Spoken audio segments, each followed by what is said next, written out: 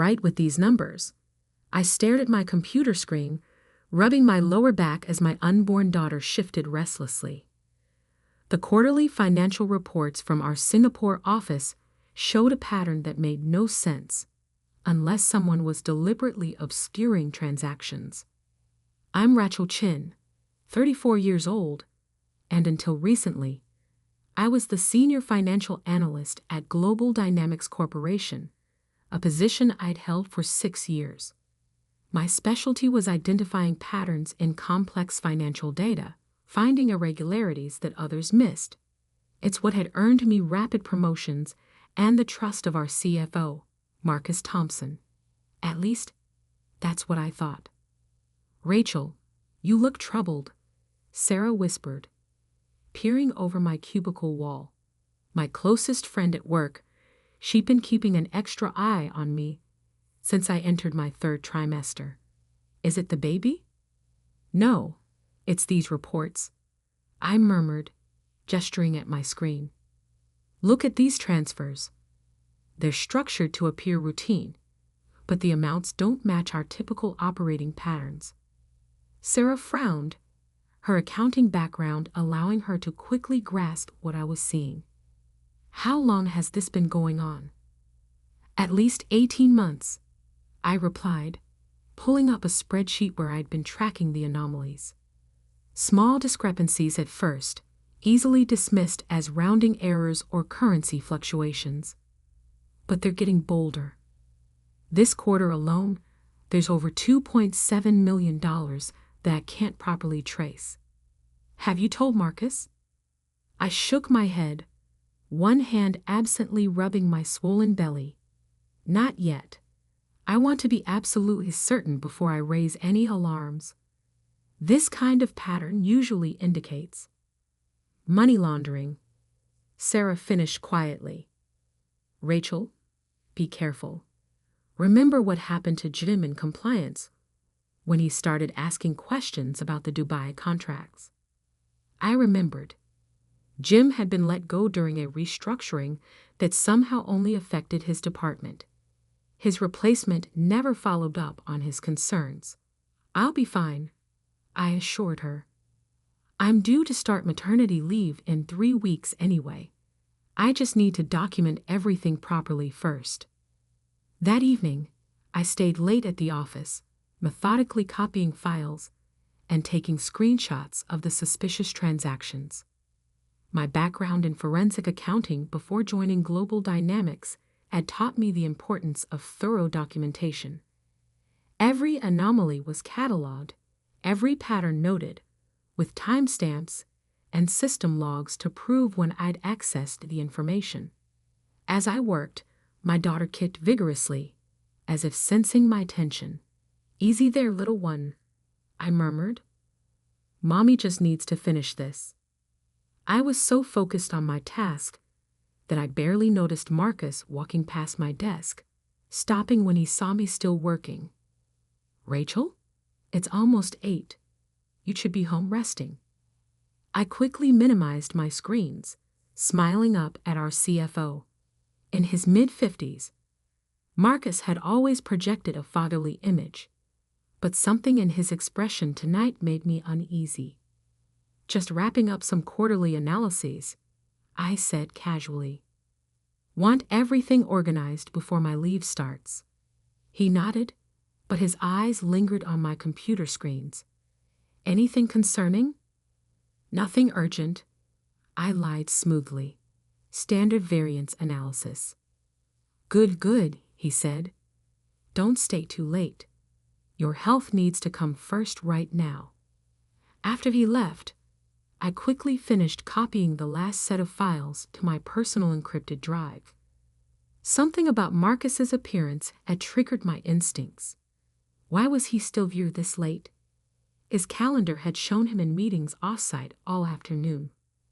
The next morning, I couldn't shake my sense of unease.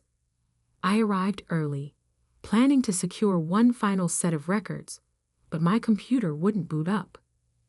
System maintenance, our egg help desk, told me when I called. Several terminals are affected. Should be resolved by afternoon. But when I tried to log into the financial system from Sarah's computer, my credentials were denied. "That's weird," Sarah said, watching me try again. "Want me to log in with my ID?" I started to answer, but a sharp pain cut through my lower abdomen. "Rachel?" Sarah's voice seemed to come from far away as another contraction hit.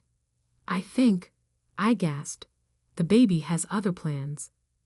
Everything happened quickly after that. Sarah called an ambulance while our office administrator notified my husband, James. By the time James met me at the hospital, I was already in active labor. 8 hours later, Emma Grace Chen came into the world, 3 weeks early, but perfectly healthy.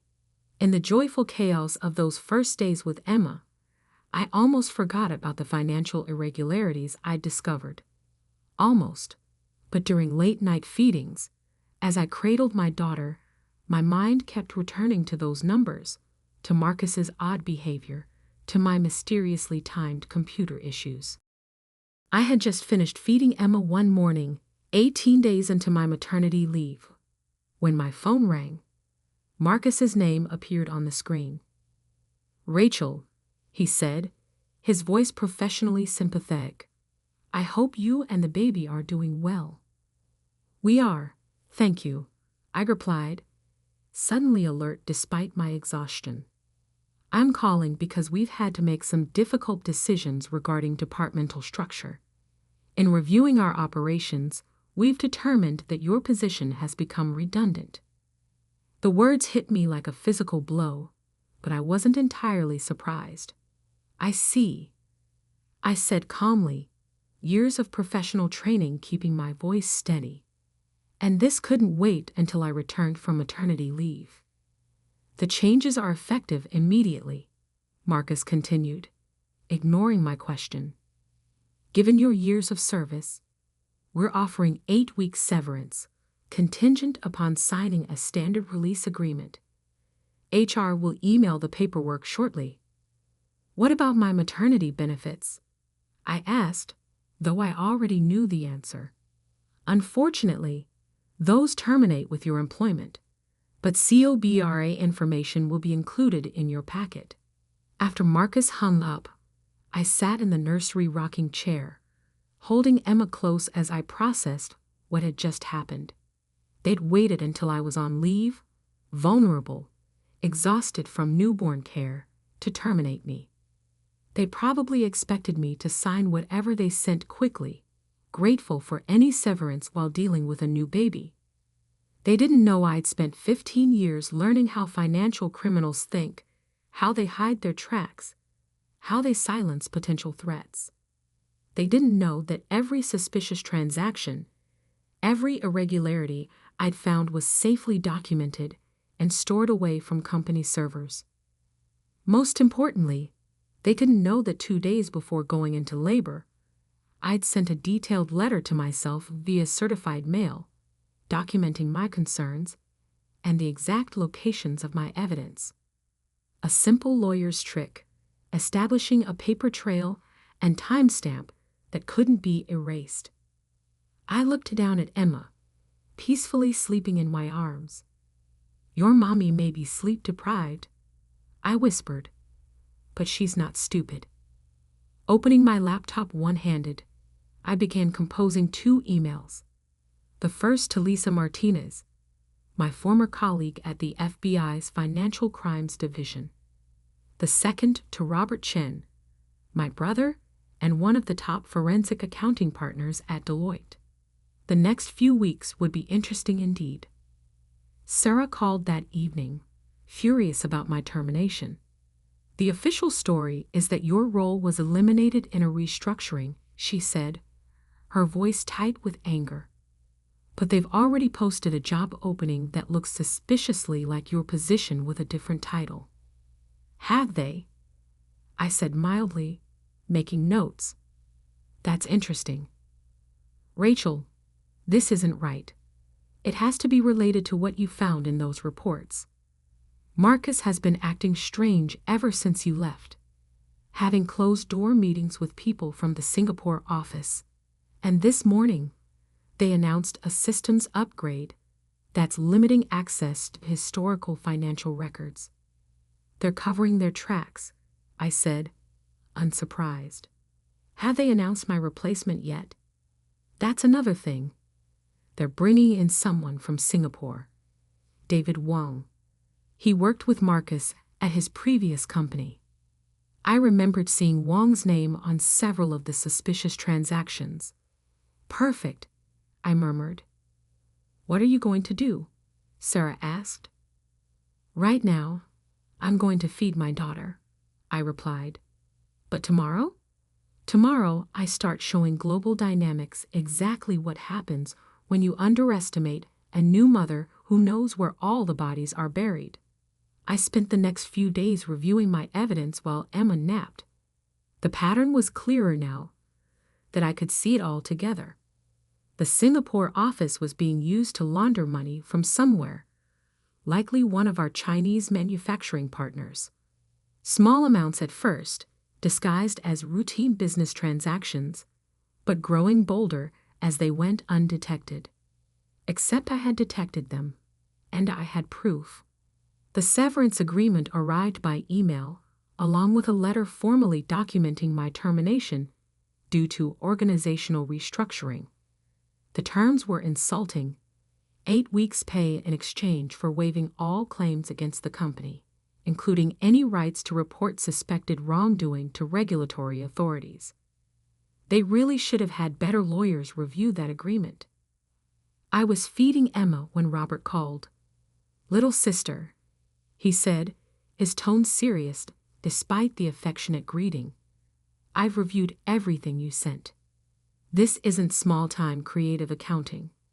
We're looking at systematic money laundering, potentially tens of millions. How long have you known?"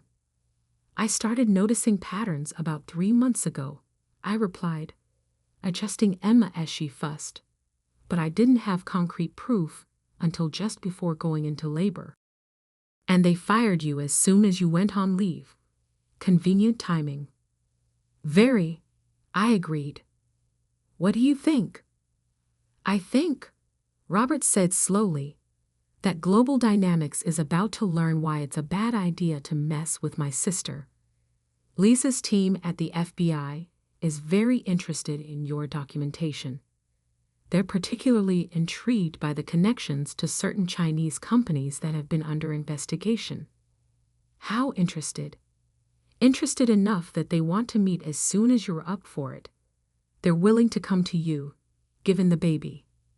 I looked down at Emma, now sleeping peacefully. "Tell them I'm available tomorrow afternoon. It's time to show Marcus that maternity leave doesn't mean I've lost my teeth." The next day, as I sat in my living room with 2 FBI financial crimes investigators and my brother, I realized that my termination might have been the best thing that could have happened. Free from corporate constraints, I could finally share everything I'd found. The real sophistication is in how they layered the transactions, I explained, pointing to a flowchart I'd created. "See how each transfer seems legitimate in isolation. It's only when you map them all together that the pattern emerges." Special Agent Martinez nodded appreciatively.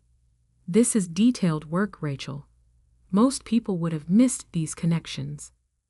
Most people didn't spend 3 years tracking money launderers in Asia." I replied. I recognized the methodology. It's similar to cases I worked on before joining Global Dynamics. "Which they would have known if they'd actually checked your background," Robert added with a smile. "Their mistake," I agreed, shifting Emma in my arms as she stirred. "What happens next?" "We'll need to move carefully," Agent Martinez said. "We've been building a case against several of these Chinese companies for months. Your evidence could be the key to unraveling their entire network.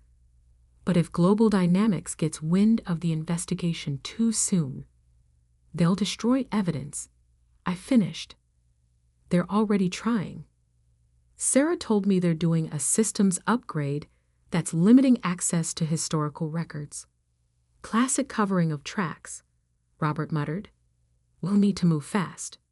How would you like to handle this, Rachel? Agent Martinez asked. You could be a confidential informant, or we could take a more direct approach. I considered my options carefully. Part of me wanted to stay in the shadows, to let the FBI handle everything while I focused on my daughter.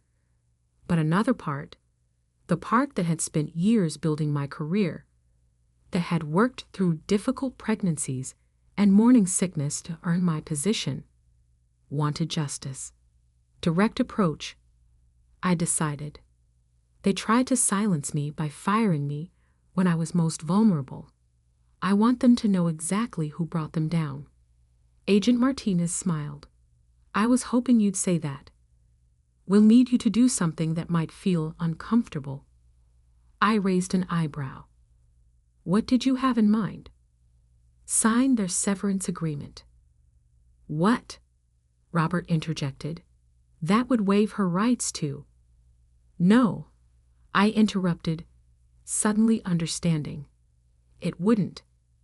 That clause about reporting to regulatory authorities, it's unenforceable. Dodd-Frank specifically protects whistleblowers regardless of any severance agreements. Exactly, Agent Martinez confirmed. Sign it. Let them think you're cowed and desperate. Meanwhile, we'll set up surveillance and start following the money trail you've uncovered. I looked down at Emma, sleeping peacefully against my chest.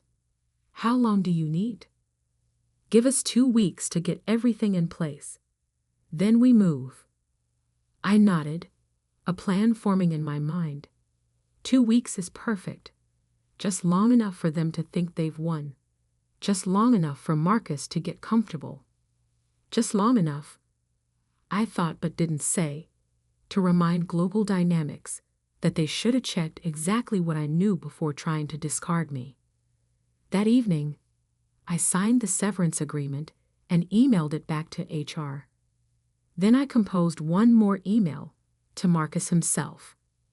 Thank you for the opportunity to work at Global Dynamics, I wrote, keeping my tone professional and slightly desperate. I understand that business needs change.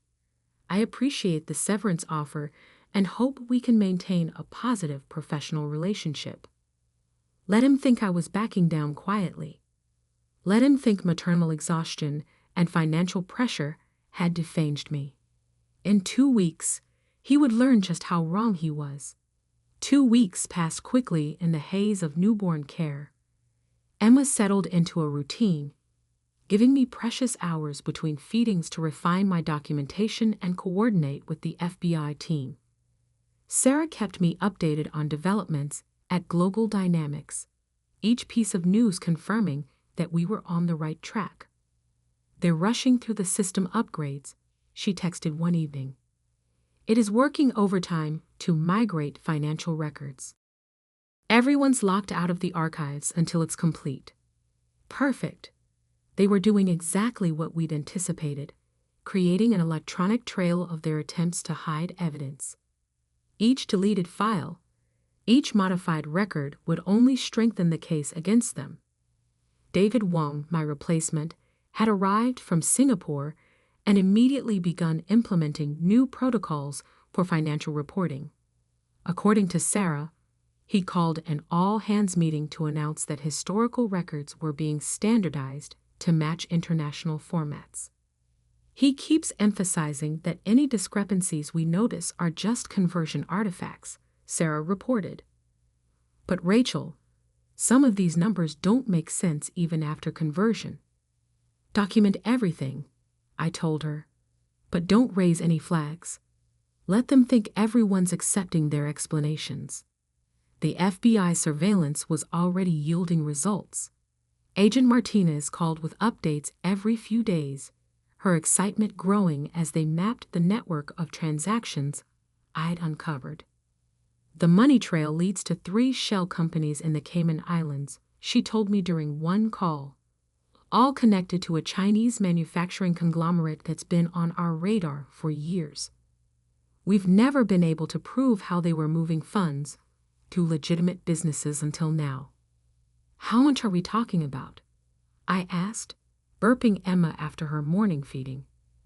Initial estimates suggest over 50 million in laundered funds over the past 2 years. But that's just what we can trace through global dynamics. There could be more through other companies. I whistled softly. No wonder they were so quick to push me out when I started noticing patterns. About that, Agent Martinez said, her tone shifting. We've been monitoring Marcus Thompson's communications. He's been in regular contact with executives at the Chinese company, discussing something they call Project Phoenix. Does that mean anything to you? I frowned, thinking back. There was a meeting about Project Phoenix just before I went on leave. Marcus said it was a potential joint venture, but the financial projections seemed optimistic. It's not a joint venture, Agent Martinez replied. Based on intercepted emails, it's their plan to acquire Global Dynamics outright, using funds from the same accounts you flagged. The pieces clicked into place. They're not just using Global Dynamics to launder money. They're trying to buy the company with laundered funds. Exactly. And based on the timeline we've uncovered, the deal is supposed to close next month. I thought about the implications. A Chinese company with known ties to money laundering would gain control of a respected American corporation, using illegal funds to do it. The potential for expanded financial crimes would be enormous. What's our next move? I asked. We're ready to act, Agent Martinez said, but we need one more piece of evidence. Proof that Global Dynamics leadership knowingly participated in the money laundering scheme. I smiled, remembering something I hadn't yet shared. Check your email in 5 minutes. After hanging up, I opened my laptop and retrieved a file I'd been saving for the right moment. 3 days before going into labor, I'd recorded a meeting with Marcus, standard practice for all our financial reviews. But this meeting had been different. These transfers from Singapore, I'd said, pointing to specific transactions. The amounts don't align with our normal business operations. Marcus had waved off my concerns. It's all been approved at the highest levels, part of our expansion strategy. But the documentation doesn't support that, I'd pressed. These look more like... Like what, Rachel? His tone had sharpened. Like money laundering, I'd said directly. The patterns match known techniques for disguising the source of funds. Marcus had stared at me for a long moment before responding. You're very observant, Rachel. Too observant. Some things are better left unnoticed, for everyone's sake. It wasn't just a smoking gun, it was a confession. I attached the recording to an email and sent it to Agent Martinez. Her response came within minutes. This is exactly what we needed. Be ready tomorrow morning. And Rachel, you might want to watch the financial news. The next day, I was feeding Emma when my phone exploded with notifications. Global Dynamics stock had been suspended from trading pending a major announcement. Sarah called moments later. The FBI just walked into the office, she said in a rushed whisper. Dozens of agents. They're seizing computers and files. Marcus is being led out in handcuffs. I switched on CNBC just in time to see the breaking news banner. Global Dynamics CEO and CFO arrested in international money laundering investigation. The reporters were scrambling to piece together the story, but the basic facts were already emerging. A months-long FBI investigation had uncovered a massive money laundering operation involving Global Dynamics and several Chinese companies. Arrests were being made on both sides of the Pacific. My phone rang again. Agent Martinez. Turn on the news, she said without preamble. Already watching, I replied. How's Marcus enjoying his new accessories? Not as much as he's going to enjoy what comes next. We're about to announce the role of a corporate whistleblower whose evidence broke the case. Ready to go public? I looked down at Emma, who gazed back with her father's dark eyes. More than ready. The next hours passed in a blur. My name hit the news cycles by noon. By dinner, every major financial publication had the story. New mother uncovered $1 million money laundering scheme during maternity leave. The details captivated everyone. The pregnant analyst who spotted financial irregularities. The company that tried to silence her by firing her during maternity leave.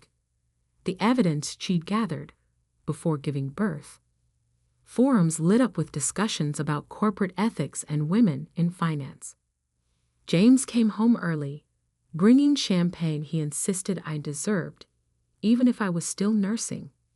To my brilliant wife, he toasted, who brought down an international crime ring while caring for our newborn. But the real satisfaction came the next morning when Robert called with an update from his contacts at Global Dynamics. The board called an emergency meeting, he reported. They're in full panic mode. The stock is going to tank when trading resumes. Marcus and the CEO are looking at serious prison time. And guess what they found in Marcus's emails? Tell me. Explicit discussions about firing you because you were getting too close to their scheme. He specifically mentioned timing it during your maternity leave when you'd be too overwhelmed to fight back. I laughed. How'd that work out for him? Not great, especially since those emails make it a clear case of wrongful termination and pregnancy discrimination on top of everything else. The board wants to settle. They're offering full reinstatement, back pay, accelerated stock options, and a promotion to VP of Financial Compliance. Not interested, I said immediately. I have other plans. Those plans had begun taking shape during my late-night feedings with Emma.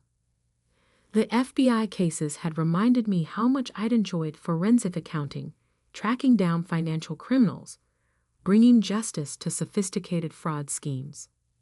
Actually, I said to Robert, I've been thinking about starting my own firm, specializing in forensic accounting and fraud detection. Think Deloitte might be interested in a partnership. Are you kidding? After this case? Every major firm in the country will be calling you. He was right. By the end of the week, I had meetings scheduled with 3 of the Big 4 accounting firms, all interested in establishing forensic accounting partnerships. The SEC had reached out about consulting on complex fraud investigations, and 2 universities wanted me to guest lecture on financial crimes detection. But the most satisfying call came from Lisa at the FBI. The U.S. Attorney's Office wants to talk to you, she said, about testifying against Marcus and the others. When? Next month. They're particularly interested in how you identified the money laundering patterns. And Rachel? They're very aware that you did most of this work while preparing for maternity leave. I smiled, watching Emma sleep in her bassinet beside my desk. Tell them I'm happy to help. I'll just need breaks for feeding the baby. Of course, Lisa laughed. We wouldn't want your daughter to miss watching her mother take down an international crime ring. The headlines continued for weeks. Global Dynamics stock plummeted when trading resumed. The Chinese company's executives were arrested in Hong Kong. David Wong was caught trying to flee to Malaysia with a hard drive full of incriminating documents. Marcus and the CEO were looking at decades in federal prison for money laundering, securities fraud, and conspiracy. The evidence I'd gathered, combined with the FBI's broader investigation had created an airtight case. Sarah called one evening, still processing everything that had happened. "The office is chaos," she reported. "Internal auditors everywhere, external investigators combing through every transaction. And you know what's crazy? They found even more suspicious patterns once they started really looking. This thing is bigger than anyone realized." "How's morale?" I asked, genuinely curious about my former colleagues. "Mixed. Some people are scared about their jobs. Others are angry they were deceived. But mostly, people keep talking about you. How you figured it all out while you were pregnant. How you gathered evidence even when you were about to give birth. You're like a legend now." I laughed. "Hardly. I just did my job." "While creating new life," Sarah insisted. "It's inspiring, Rachel. You showed everyone that becoming a mother doesn't make you less capable. If anything, it made you more formidable." Looking down at Emma, peacefully nursing as I reviewed case documents for the prosecution, I had to agree. Motherhood hadn't weakened me. It had made me fiercer, more determined to fight for what was right. 3 months after my terminated maternity leave, I sat in my new office, Emma asleep in a bassinet beside me. The wall held my framed FBI commendation and news articles about the case. My desk displayed a photo of Emma wearing a onesie Sarah had given her. My mom fights financial crime. My phone buzzed with a text from Agent Martinez. "Marcus took a plea deal. 15 years minimum. Sending you the press release before it goes public." I smiled, remembering his dismissive tone during that termination call. He thought firing me during maternity leave would silence me, that a new mother would be too overwhelmed to fight back. He'd never considered that becoming a mother would make me fight harder. My new consulting firm was thriving, with a growing list of clients seeking fraud detection expertise. I had hired Sarah away from Global Dynamics to be my operations director, and we were building a team of analysts who shared our passion for uncovering financial crimes. Best of all, I set my own schedule, allowing me to balance complex investigations with Emma's needs. The bassinet in my office raised some eyebrows at first, but my results spoke for themselves. If anything, having Emma nearby sharpened my focus. Every financial criminal we caught made the business world a little safer for her future. 1 year to the day after my termination, I received an email from Global Dynamics' new CEO. They were still rebuilding their reputation, struggling to restore trust with investors and clients. Would I consider consulting on their new compliance procedures? I drafted a simple reply. My consulting rate is $5,000 per hour, with a minimum engagement of 100 hours. Additional fees apply for any work conducted during traditional maternity leave hours. Emma, now crawling and babbling, pulled herself up on my desk as I hit send. I lifted her into my lap, breathing in her sweet baby scent. "Never let anyone tell you that motherhood makes you weak," I whispered. "It makes you unstoppable." The next generation of financial criminals would learn that lesson the hard way. They'd learn that underestimating